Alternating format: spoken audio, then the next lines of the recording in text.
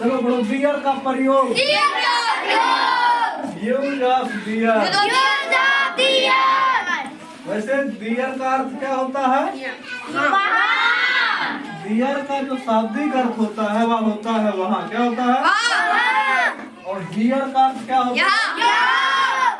कहने मतलब बियर और हियर एक दूसरे के क्या है?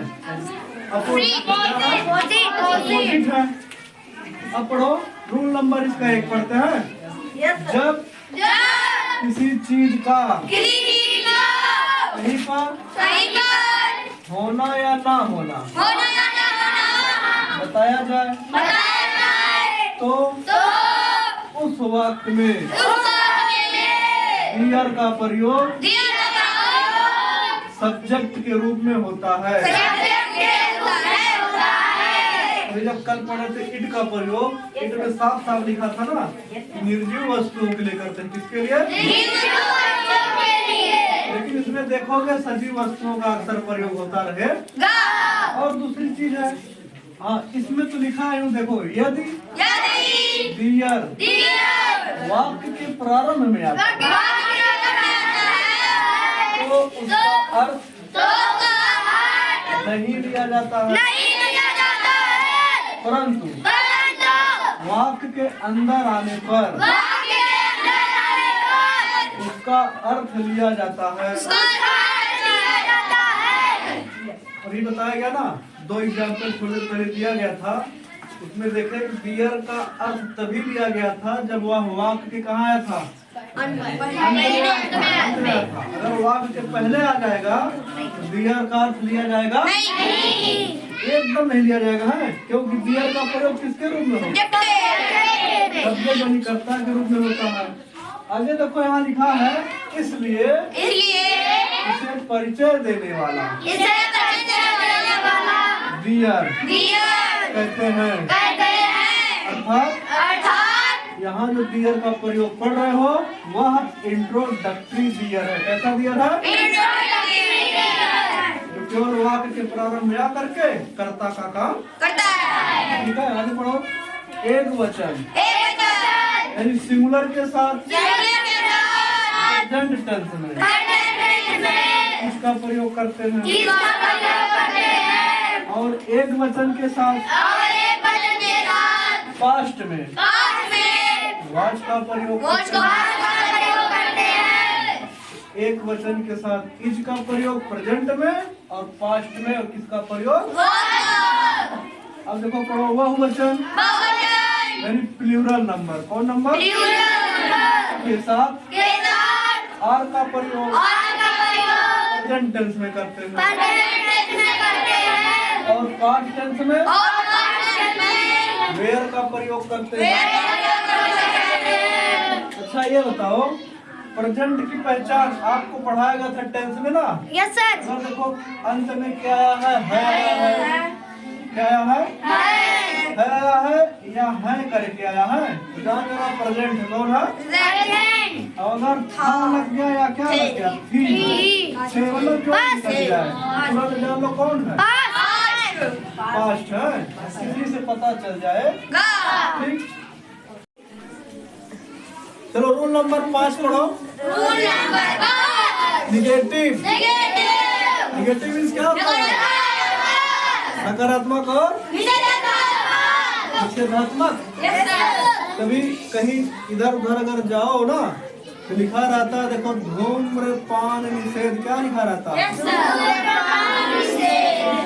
धूम्रपान निषेध। निषेध का मतलब है कि आपको मना किया जा रहा है। किसके लिए? धूम्रपान। धूम्रपान पीते हैं उसको पीने से आपको क्या कह रहा है? मना किया जा रहा है कि आप मत पीजिए। अब एक वहाँ एक आदमी भी बना रहता है, जैसे बीड़ी लिया रहता है मुँह में, उसको ऐसे ना बीड़िया को ऐसे काटे रहते हैं। ऐसे बीड़ी रहती है, इसमें धुआं निकलता है, इसको ऐसे काटे रहते हैं। मतलब पीना क्या है? उसी को बोलते हैं निषेध ना। तो निगेटिव का अर्थ क्या हुआ? नकारात्मक। और बोलो निगेटिव बनाने के लिए इज के बाद या आर के बाद आवाज के बाद या वेयर के बाद नो या नॉट एनी का प्रयोग करते हैं। देखो या तो नो का प्रयोग करो या तो नॉट, लेकिन अगर आप नो एनी का प्रयोग करते हैं तो क्या हो? नो एनी का प्रयोग नहीं किया जाए, या तो नो का प्रयोग या तो नॉट। आया? चलो बड़ो प्रश्नवाचक इंट्रोगेटिव बनाने के लिए इंट्रोगेटिव शब्द क्या होते हैं? जैसे क्या है, कौन है, कहाँ है, कैसे, सब तो होता है। लेकिन यहाँ पर हमेशा एक क्या वाला शब्द है, कौन आएगा? तो इंट्रोगेटिव बनाने के लिए इज को, यार को, आवाज को या वेयर को बियर से पहले लिखते हैं।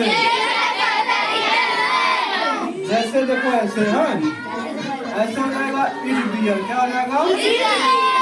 या हो जाएगा आर बियर, क्या हो जाएगा? ऐसे इसमें नहीं बताया, देखो क्या था ना, इज के बाद किसका प्रयोग करोगे? या इज के बाद किसका प्रयोग करोगे? ऐसे हो जाएगा इज नॉट एनी, या क्या हो जाएगा? आर नो हो जाएगा, क्या हो जाएगा? आगे बोलिएगा, कितने के लिए? How many. हाउ मेनी क्या बताएगा? संख्या। कितना या कितनी के लिए? कितना या कितनी के लिए? हाउ मच यानी परिमाणवाचक का प्रयोग करते हैं। अब देखो संख्यावाचक के लिए हाउ मेनी और परिमाणवाचक के लिए किसका? संख्यावाची क्या है? जैसे बोल दिया जाए 4 लड़के, क्या लड़के? 4 लड़के बोल दिया जाए, या बोल दिया जाए 100 रुपए बोल दिया जाए, क्या बोल दिया जाए? मतलब जिसको आप गिन सको ना, वही होता है संख्यावाचक। क्या होता है? परिमाणवाचक क्या होता है? जरा इसको सुनो। जैसे जिसको तौला जा सके, जैसे 1 लीटर क्या हो गया? 1 लीटर दूध लिखा है 1 लीटर में, बताओ क्या इसको गिनोगे? तो गेहूं हो गया, चीनी हो गया, दाल हो गया, आटा हो गया, मतलब जिस चीज को केवल तौला जाता हो उसको बोलते हैं क्या? परिमाणवाचक। और ऐसे चीज के लिए हाउ मच का प्रयोग करो, किसका? जिसको गिन सको उसके लिए हाउ करते हैं।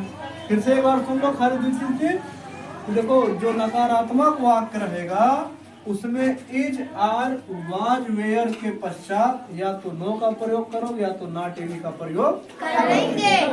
ऐसे लिखा इज नॉट एनी या आर नो, और भी आगे ऐसे आ जाएगा। अब प्रश्नवाचक बनाने के लिए ध्यान देना, इज आर वाज और वेयर ये सब दियर के क्या आ जाएंगे? दियर है, आर दियर। अर्थ निकलेगा क्या से, किससे? ठीक है, ये पूरा आया समझ में? ठीक हो गया। आइए देखो एग्जाम्पल, अब क्या पढ़ो? एग्जाम्पल से पहले इसको ध्यान दो, अगर कहीं है आयात क्या प्रयोग करना है? आयात किसका प्रयोग? आर का प्रयोग करेंगे। अगर था या थी किसका प्रयोग? आज का। कौन बोल रहा है? और अगर अंत में क्या आया है किसका प्रयोग करोगे? वेयर का है। अब सुनो पहला एग्जाम्पल, बोलो मेरी कक्षा में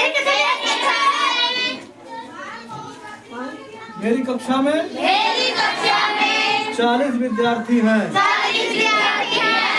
अब तो यहाँ कोई काम हो रहा है, वाक्य के अंत में कोई क्रिया आई है? इसलिए कर्ता के रूप में किसका प्रयोग होगा? सबसे पहले देखो किसका प्रयोग हुआ? दियर का। किसका? अब बताओ अंत में क्या आया है? क्या आया है के साथ किसका प्रयोग? आर का। अभी देखो है के साथ किसका प्रयोग? आर का। दियर। उसके बाद क्या विद्यार्थी हैं? 40 के लिए क्या आएगा? 40 स्टूडेंट्स। कहाँ है?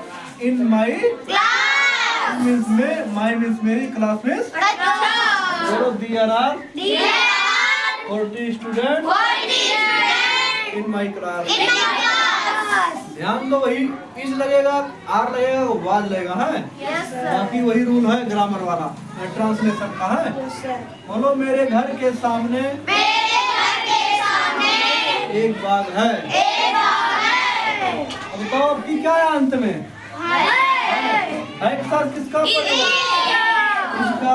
तो देखो सबसे पहले कर्ता के रूप में किसका प्रयोग करोगे? डियर। एक बगीचा क्या है? एक बगीचा। एक गार्डन क्या हो गया? एक गार्डन। क्या लिखा? घर के सामने। तो घर के सामने या किसी के सामने अगर हो, उसके सामने की अंग्रेजी आती है इन फ्रंट ऑफ। क्या था? In front of my home. तो there is a garden in front of my home. मेरे घर के सामने एक बाग है। यहाँ 5 लड़के हैं। बताओ है या है के साथ? Are. There are 5 boys. There are 5 boys. There means हाँ, पहला यहाँ 5 लड़के और वहाँ 5 लड़के हैं।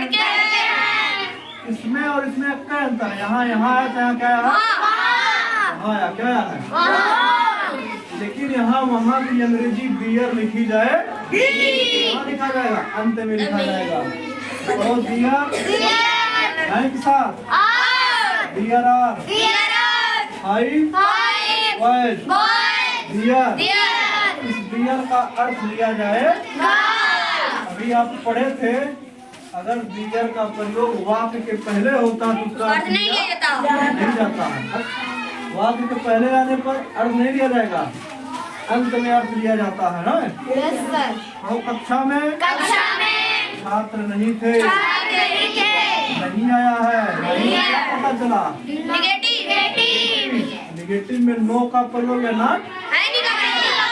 तो दिया की क्या अंत में थे के साथ क्या आएगा? आएगा। तो दिया क्या हो गया? नहीं भी क्या आएगा? नो। स्टूडेंट मानी क्या हो गया? क्या हो गया? इन द क्लास यानी कमरे के अंदर विद्यार्थी नहीं थे। नहीं कहाँ आ गया? क्या कार्यालय में कोई था? शुरुआत कहाँ हुआ है? इस बार प्रश्नवाचक आ गया। क्या गया? शुरुआत कहाँ से होगी?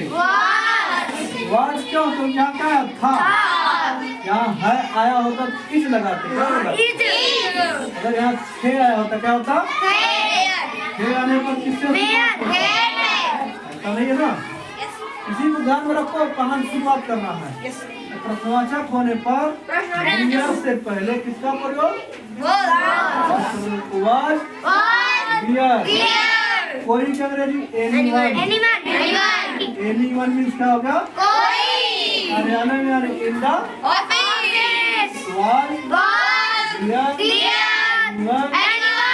ऑफिस। अंत में क्वेश्चन मार्क लगा रहे। तुम्हारी कक्षा में कितने विद्यार्थी हैं? कौन सा आया है? कितने क्या है? कितने विद्यार्थियों को गिन सकते हो ना? रुको लोग वही रुपये कितने विद्यार्थी है ना? विद्यार्थियों को गिन सकते नहीं गिन सकते हो? विद्यार्थियों को गिन सकते हो ना? अच्छा बताओ, अगर गिन सकते हो, गिनने की अंग्रेजी क्या पढ़े थे अभी? हाउ मेनी क्या पढ़े थे? अगर नहीं गिन पाते तो क्या लगता है? हाउ। चलो देखो, हाउ मेनी लग गया ना। हाउ मेनी बोलो। How many student are here in your class.